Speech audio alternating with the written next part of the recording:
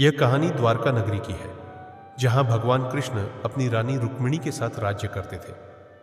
एक दिन कृष्ण के पास एक साधारण किसान आया, जिसका नाम गोपाल था।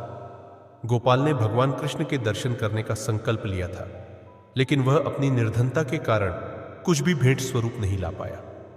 गोपाल ने कहा, हे भगवान, मैं आपसे मिलने आया हूं, लेकिन मैं आपके लिए कुछ भी नहीं ला सका। मैं बहुत गरीब हूं। कृष्ण मुस्कुराए और बोले, गोपाल, सच्चे मन से किया गया प्रेम ही सबसे बड़ी भेंट है। तुम्हारे दिल में मेरे लिए जो स्नेह और श्रद्धा है, वह सबसे मूल्यवान है।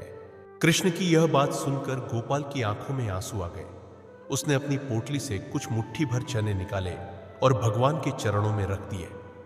कृष्ण ने उन चनों को उठाया और प्रसन्न होकर खाने लगे। यह देखकर रुक्मिणी देवी को कुछ आश्चर्य हुआ।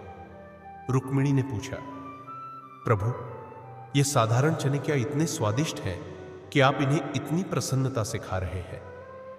कृष्ण ने मुस्कुराते हुए उत्तर दिया, रुक्मिणी, ये चने साधारण नहीं हैं। इनमें गोपाल की सच्ची भक्ति और प्रेम मिला हुआ है।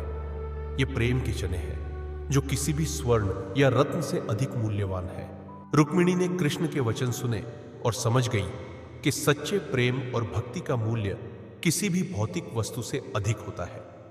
गोपाल भी यह जानकर अत्यंत प्रसन्न हुआ कि उसकी भेंट भगवान को इतनी प्रिय लगी। उस दिन से गोपाल का विश्वास और भी दृढ़ हो गया कि सच्चे मन से की गई पूजा और भक्ति ही भगवान के चरणों तक पहुंचती है।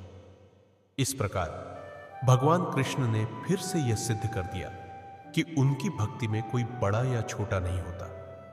उनका प्रेम सभी के लिए समान होता है, चाहे वह राजा हो या कोई साधारण किसान।